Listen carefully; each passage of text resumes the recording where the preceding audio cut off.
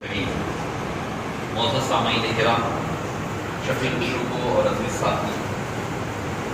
ماہ ربیع المنور اور ربیع الاول کی آمد ہے اور اللہ کے فضل سے حبیب پاک صلی اللہ علیہ وسلم کے صدقے بطفیل آج اس کی پہلی تاریخ ہے۔ یقیناً یہ اہل اسلام کے لیے بڑا متبرک اور مبارک دن ہے اور مبارک مہینہ ہے۔ اس کی اپنی فضیلت ہے، اس کی اپنی شان اور عظمت ہے،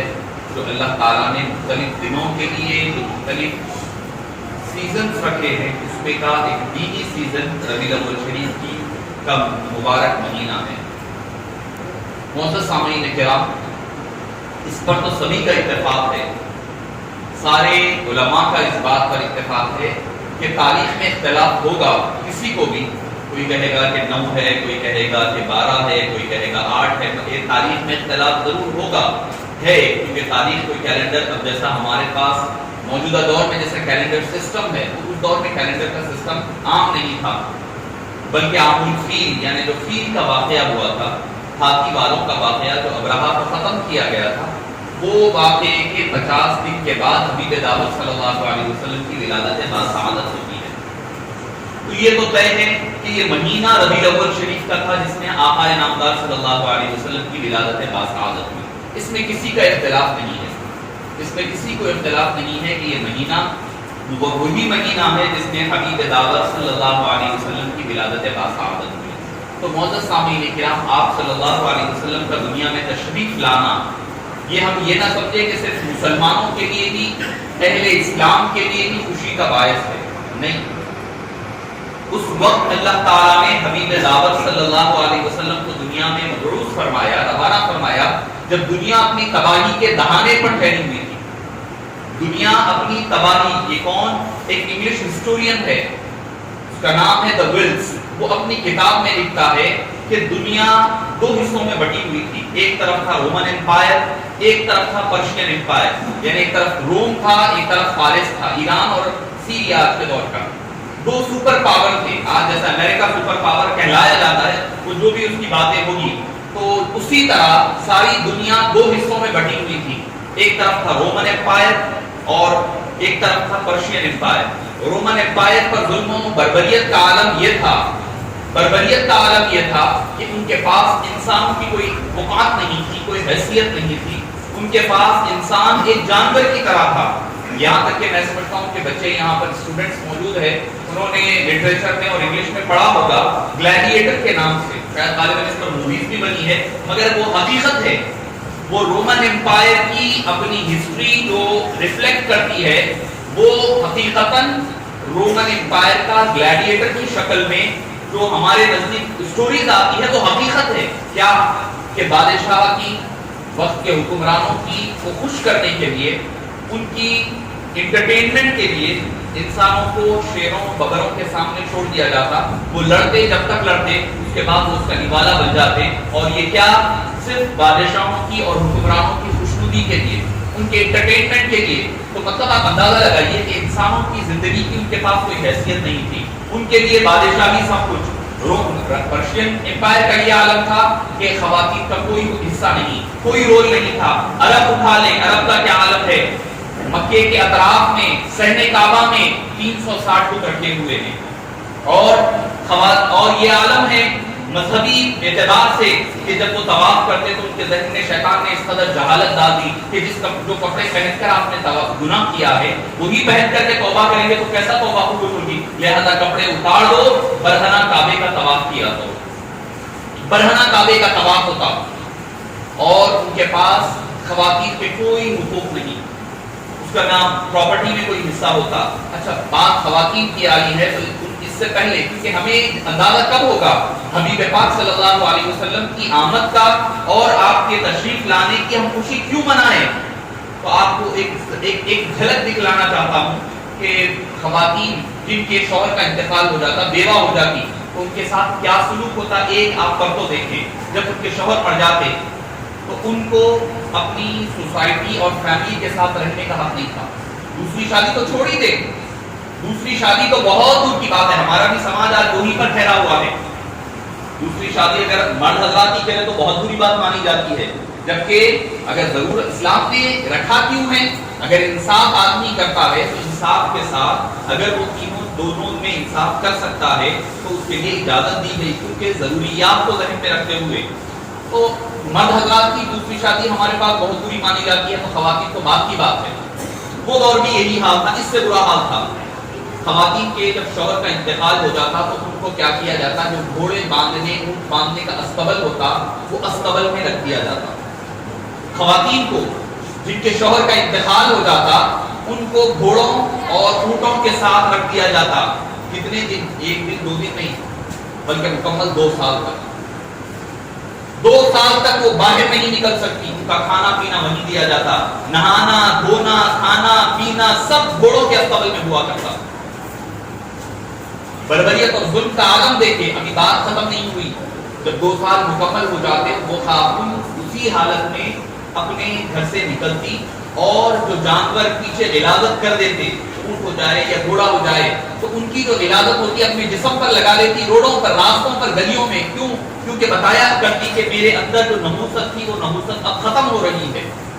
اس طریقے سے میں پاک ہو رہی ہوں، تب جا کر کے اس کو سوسائٹی اور کمیونٹی میں رہنے کا حق ملتا۔ تو معزز سامعین کرام، ہم تو جشن منا رہے ہیں، حبیب پاک صلی اللہ علیہ وسلم تشریف لائے، ہم ایک اسلامک پوائنٹ آف ویو سے بات نہیں، میں آپ کو ایک گلوبلی بات کہہ رہا ہوں۔ انسانیت کے نام حبیب پاک کی آمد کا پیغام کیا ہے کہ ہر وہ خاتون ہر دن جب عزت کے ساتھ سر اٹھا کر کے جیتی ہے، چاہے وہ مسلمان ہو، چاہے وہ ہندو ہو، چاہے وہ کرسچن ہو، چاہے وہ عیسائی ہو، چاہے کوئی مذہب کی خاتون ہوگی، جب وہ سر اٹھا کر کے چلتی ہو رہی ہوگی، چل رہی ہوگی، اس کو احساس ہو یا نہ ہو، مگر حقیقتاً وہ مصطفیٰ جان رحمت صلی اللہ علیہ وسلم کے میلاد کا جشن منا رہی ہوتی ہے۔ سبحان اللہ۔ اس کا سر اٹھا کر کے چلنا، فخر کے ساتھ زندگی گزارنا، عزت کے ساتھ زندگی گزارنا، در حقیقت وہ عملی طور پر مصطفیٰ کا میلاد منا رہی ہے۔ سبحان اللہ۔ کیونکہ اگر مصطفیٰ جان رحمت وہ وقت میں تشریف نہ لاتے، تو میں کہہ رہا تھا کہ زبردست کہتا ہے کہ دنیا تباہی کے دہانے پر ٹھہری ہوئی تھی، اگر محمد صلی اللہ علیہ وسلم تشریف نہ لاتے تو دنیا تباہ و تاراب ہو جاتی، دنیا ختم ہو جاتی۔ اللہ تعالیٰ نے 570 اور 71 کے درمیانی دہانے میں حبیب پاک صلی اللہ علیہ وسلم کو مبعوث فرمایا، آپ آ کر کے مسلمان کو، ہم کو صرف مسلمان نہیں بنائے، انسان کو انسان بنانے کے لیے آئے، انسان کو انسانیت کا سبق سکھانے کے لیے آئے، انسان کو اس کی حقیقت بتانے کے لیے آئے، غلاموں کو اپنے بازو بٹھانے کے لیے آئے۔ جو غلام کو ساتھ بٹھانے کے لیے تیار نہ ہوتا، جو غلام کو اپنی جو کھاتا ہے وہ کھلانے کے لیے تیار نہ تھا، حبیب مصطفیٰ صلی اللہ علیہ وسلم نے اس کو اس حق دلانے کے لیے آئے۔ آج ہیومن رائٹس کی بات ہزاروں لوگ کرتے ہیں، ہزاروں مذہب والے کرتے ہیں، NGOs کرتے ہیں۔ ہیومن رائٹس ہوتے کیا ہیں؟ وہ سکھایا ہے حبیب مصطفیٰ صلی اللہ علیہ وسلم۔ حضرت بلال حبشی کو اپنے بازو بٹھا کر کے ہیومن رائٹس کیا ہوتے ہیں بتایا ہے۔ یہ بتلایا کہ لڑکیوں کو زندہ درگور کر دینا، یہ ان کے پاس یہ مانا جاتا عرب کی۔ تو دوسری چیز لڑکیوں کی بات کہہ رہا تھا، وہ بھی ایک ان کے نزدیک ایک اور رسم تھی، کیا کہ جب لڑکی پیدا ہوتی تو وہ یہ سمجھتے کہ لڑکی کی پیدائش ان کے نزدیک ایک منحوس تصور مانا جاتا، اور یہ سمجھتے کہ ہم اپنی بیٹی کو کسی اور کے حوالے کرنا، کسی اور کے نکاح میں دے دینا، شادی کر دینا، تو مطلب یہ ہے کہ ہم اپنے آپ کو اس کے آگے، آدمی کے آگے سرنڈر کر رہے ہیں۔ اس وجہ سے جب بھی لڑکی پیدا ہوتی تو وہ زندہ لڑکی کو دفن کر دیا کرتی۔ آج لڑکی اگر زندہ باقی رہ رہی ہے کہ میرے مصطفیٰ جان رحمت کا صدقہ ہے۔ جو لوگ قیامت تک جو لڑکیاں آج زندہ دفن ہونے سے بچ رہی ہے، در حقیقت وہ مصطفیٰ کا میلاد منا رہی ہے۔ میلاد ہم یہ نہ سمجھے کہ صرف جھنڈیاں لگا دینے سے، صرف جلوس نکالنے سے، صرف ہم نعت پڑھ لینے سے میلاد ہوگا، نہیں، یہ تو ظاہری میلاد منا رہے ہیں۔ عملی میلاد کیا ہے؟ مصطفیٰ جان رحمت صلی اللہ علیہ وسلم کے اسوے پر عمل کرنا، یہ عملی میلاد منانا ہے۔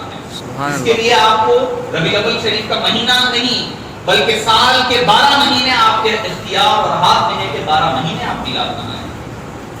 تو معزز سامعین کرام، بعض تو صحابہ کرام ایمان لائے، بعد میں کہنے لگے میں نے اپنی 7 بیٹیوں تک کو دفن کیا تھا زندہ۔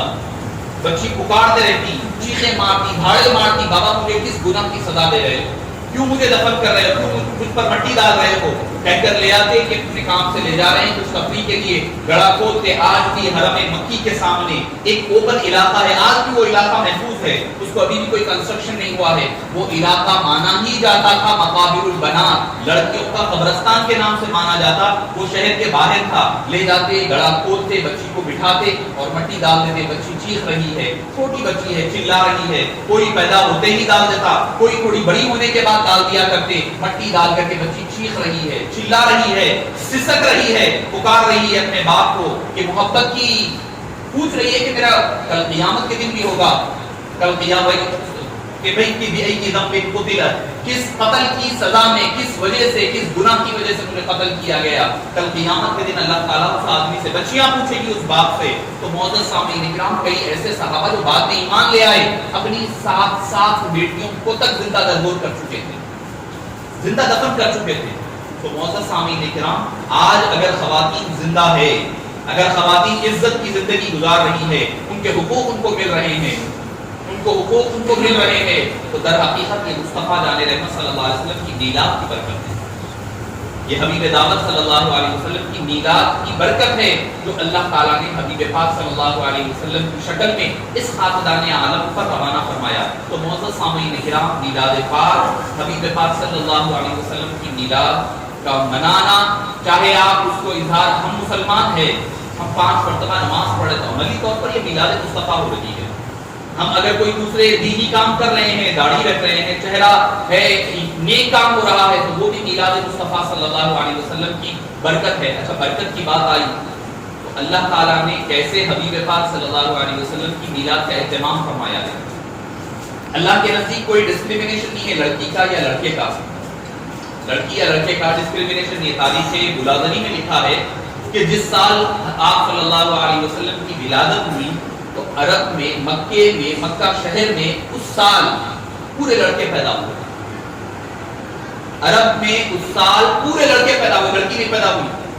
اب آپ بولیں گے کہ اللہ ڈسکریمنیٹ نہیں، اللہ کے درمیان لڑکے یا لڑکی میں فرق نہیں ہے، مگر اگر لڑکی پیدا ہوتی، کیونکہ ابھی تک تو ایمان نہیں آیا نا، حبیب پاک کے لیے ولادت ہو رہی ہے، پیدائش ہو رہی ہے، اگر لڑکی پیدا ہوتی تو کیا ہوتا؟ لوگ قتل کر دیتے، کوئی قتل کر دیتا، کوئی زندہ درگور کر دیتا۔ تو اللہ تعالیٰ کو یہ گوارا نہ ہوا کہ جس سال میرا حبیب پیدا ہو اس سال عرب کے، مکے کے کسی گھر میں غم اور اندو اور حزن نہ آنے پائے، اسی لیے اللہ تعالیٰ نے اس دور کی روایت کو محفوظ رکھتے ہوئے عرب کے، مکے کے، خصوصاً مکے کے ہر گھر میں اللہ تعالیٰ نے بیٹوں کو پیدا فرمایا۔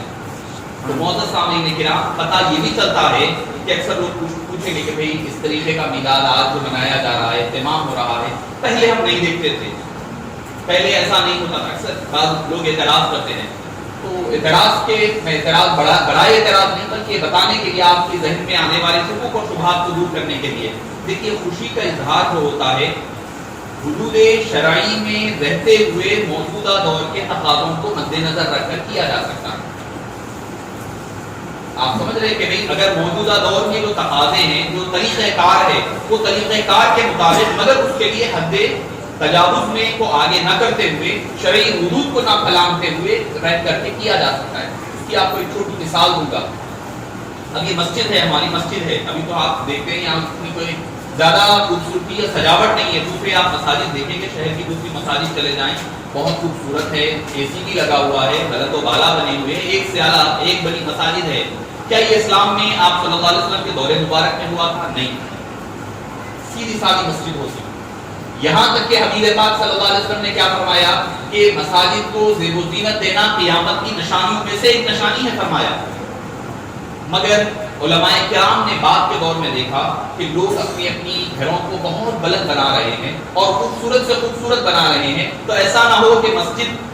کمتر محسوس نہ ہونے لگے، لوگ اپنے عالیشان گھروں پر فخر کرنے لگے اور مساجد کو کمترین سمجھنے نہ لگے۔ اسی لیے علماء کرام نے کہا کہ ٹھیک ہے، مساجد کو بھی زیب و زینت کی اجازت دی جاتی ہے موجودہ دور کے تقاضوں کو نظر میں رکھتے ہوئے۔ تو کہا گیا کہ ٹھیک ہے، مساجد کو بھی زیب و زینت دی جائے، خوبصورت بنایا جا سکتا ہے، کیونکہ موجودہ دور کا یہ تقاضا ہے، کیونکہ لوگ بڑی بڑی عمارتیں بنا رہے ہیں، کل کے دن کوئی لوگ مسجد کو کمتر نہ سمجھنے لگے، اسی لیے اس بات کی اجازت دی گئی۔ حالانکہ آپ دیکھیں گے کہ پہلے کے دور میں یہ اجازت نہیں تھی، بعد کے علماء نے اس کی اجازت اس لیے دی چونکہ موجودہ دور کے تقاضوں کی ضرورت ہے، تو اسلام ایک یونیورسل مذہب ہے، اس میں موجودہ دور کے تقاضوں کو بھی ملحوظ رکھا جاتا ہے۔ تو اگر موجودہ دور، کیونکہ اللہ تعالیٰ نے کیا کیا، حبیب پاک صلی اللہ علیہ وسلم کی میلاد کی خوشی کا اہتمام کیسے ہوا کہ پورے سال لڑکوں کو اللہ نے پیدا فرمایا، تو وہ دور کا تقاضا تھا، وہ موجودہ دور کی ضرورت تھی، وہ ضرورت کا اعتبار کرتے ہوئے اللہ تعالیٰ نے میلاد پاک کا اہتمام اس دور کے طریقے کے مطابق کیا۔ تو آج کے دور میں اگر ہم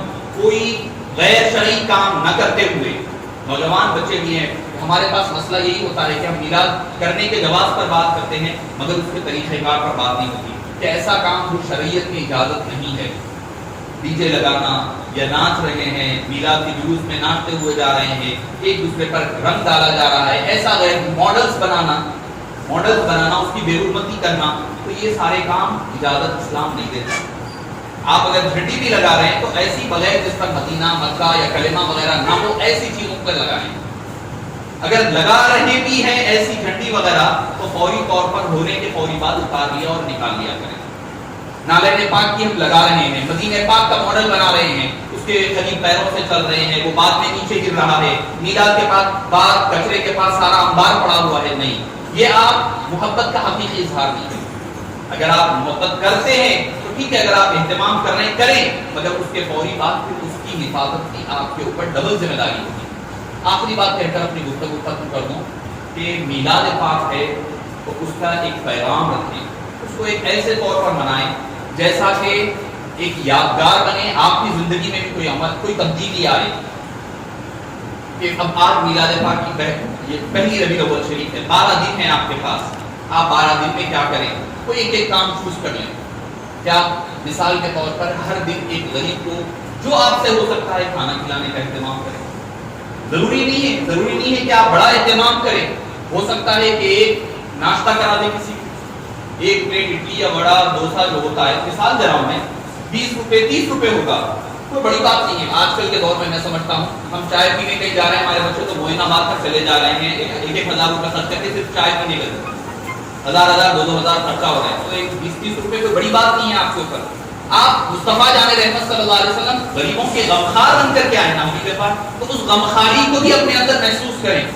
12 دن تک ہر دن ایک غریب کو کھانا کھلا دیں، کوئی بیمار ہے تو ہر 12 دن تک ایک بیمار کی عیادت کر لیں،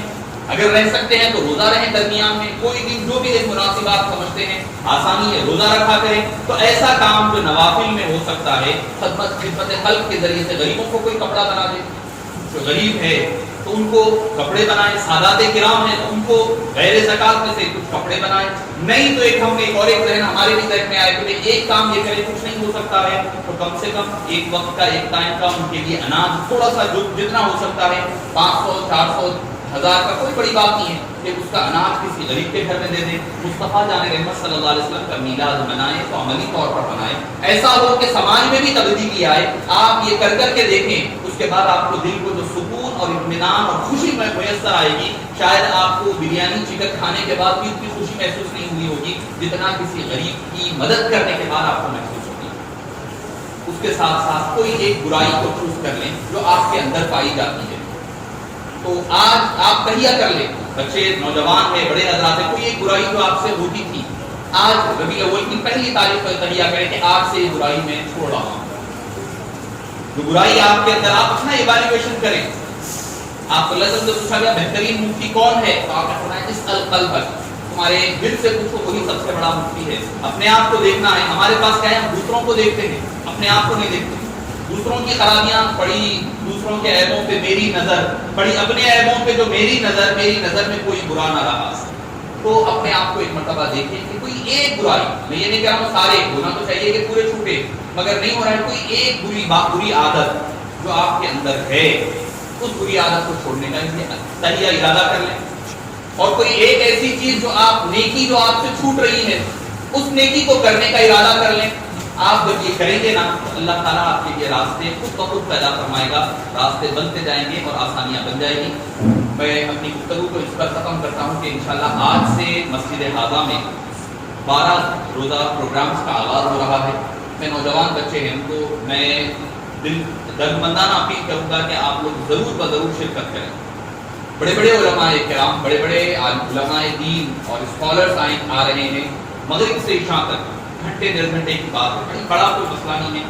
ویسے ہم بیٹھے تو کئی دیر نکل جاتی ہے، تو 1 گھنٹے کی بات ہے مغرب سے عشاء.